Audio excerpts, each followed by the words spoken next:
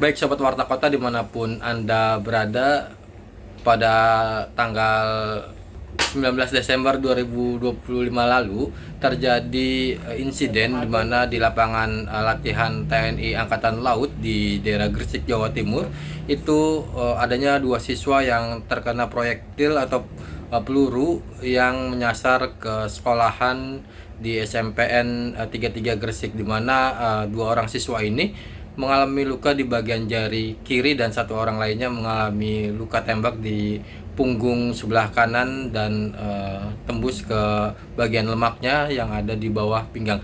Dan satu orang korban ini harus dipasang pen di jari kirinya karena memang proyektilnya menempel atau menancap di jari kiri sehingga dilakukan tindakan operasi dan juga pengambilan proyektil. Sampai saat ini belum ada kesepakatan dari orang tua berinisial D kepada satuan TNI tersebut karena kesepakatan untuk berdamai belum didapati baik dari korban maupun dari pihak TNI. Demikian, kembali ke studio.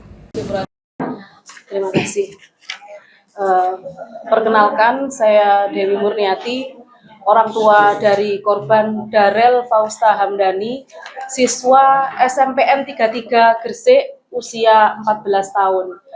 Jadi pada hari Rabu tanggal 17 Desember 2025, sekira pukul 10 saya dihubungi oleh gurunya anak saya, karena pada saat itu posisi saya lagi ada kerjaan di luar kota, menyampaikan bahwasanya ada insiden yang dialami oleh anak saya sehingga anak saya dibawa ke Rumah Sakit Siti Khadijah sepanjang Taman Sidoarjo. Nah, anak saya masuk jam 11, saya baru datang jam setengah 2. Pada saat saya baru datang itu dari pihak kesatuan, kenapa saya menyebutkan kesatuan? Karena memperkenalkan dirinya sebagai perwakilan dari kesatuan bernama Bapak Sutaji dengan pangkat perwira. Beliau menyampaikan yang pertama adalah permohonan maaf, yang kedua menyampaikan bahwasanya benar pada hari itu dan pada saat kejadian tembak dari marinir terkonfirmasi ada 4 batalion di sana. Beliau menyampaikan di samping itu meminta kepada keluarga korban untuk bisa diselesaikan secara kekeluargaan dan saya tidak boleh laporan kemana-mana dan saya tidak boleh memviralkan, dan beliau menyampaikan komitmen akan bertanggung jawab penuh mulai penyembuhan, pemulihan anak-anak sampai tuntas. Itu yang dijawab oleh beliau. Pada saat itu saya menyampaikan saya menerima permohonan maafnya, namun saya bilang untuk tanggung jawab kita bicara, saya fokus ke anak saya dulu. Oleh karenanya saya sebagai orang tua memberikan fasilitas yang terbaik untuk anak saya.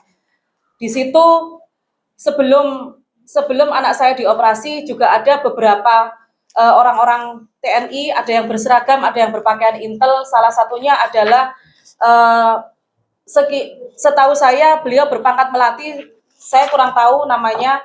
Beliau menyampaikan, kalau tidak salah Bapak Siregar, beliau menyampaikan meminta kepada rumah sakit untuk memberikan pelayanan yang terbaik untuk anak-anak.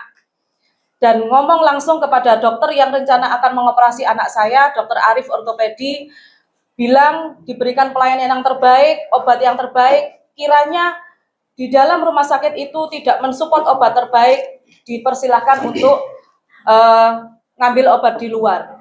Namun apa yang disampaikan oleh kesatuan sebagai perwakilan kesatuan tadi itu berbeda terbalik dengan apa yang sudah dilakukan kepada saya, karena anak saya ini terjadwal operasi jam 7:30 yang sekira disampaikan oleh rumah sakit operasi itu akan berjalan kurang lebih 2 jam.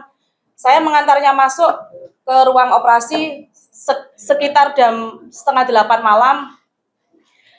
Lalu 35-40 menit kemudian saya dipanggil ke ruang operasi. Di situ saya ditemui oleh dokter yang memang beliau adalah orang kesatuan, memperkenalkan dirinya sebagai orang kesatuan karena memang pakai baju doreng pada saat itu. Beliau menyampaikan yang intinya adalah seolah-olah saya ini memanfaatkan kesatuan dengan mengambil kamar tipe VIP B.